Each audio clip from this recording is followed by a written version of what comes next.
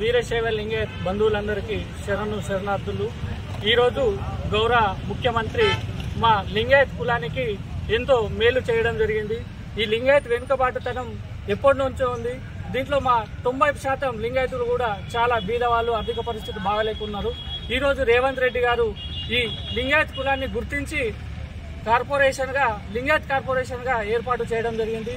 ఈ సహాయం చేసిన మంత్రివర్యులు పొన్నం ప్రభాకర్ గారికి, అలాగే సురేష్ శెట్కర్ గారికి, సుదర్శన్ రెడ్డి సార్ గారికి ప్రత్యేక ధన్యవాదాలు తెలుపుకుంటున్నాం. ఈ లింగాయత్ సమాజ్ తరఫున ఈ బోయల్ మండల్ మరియు సాలూర మండల్ నుంచి లింగాయత్ సమాజ్ తరఫున ఈరోజు పాలాభిషేకం రేవంత్ రెడ్డి గారికి చేయడం జరిగింది. ఈరోజు వీరశైవులందరికీ శరణార్థులు. ఈరోజు చాలా గొప్ప దినము.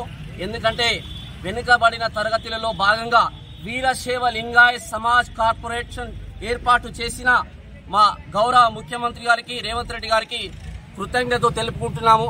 అలాగే ప్రత్యేకంగా మా యొక్క బోధన శాసన సభ్యులు శ్రీ సుదర్శన్ రెడ్డి గారిని కూడా అందరికీ, ప్రతి ఒక్కరికి, రాజకీయ కాంగ్రెస్ నాయకులందరికీ, ప్రతి ఒక్కరికి పేరు పేరున మా వీరశైవులందరూ వాళ్లకు దేశంగా చెప్తున్నాము. ఈరోజు వీరశైవ లింగాయత్ అనేది ఎన్నో సంవత్సరాల నుంచి వెనుకబడి ఉంది.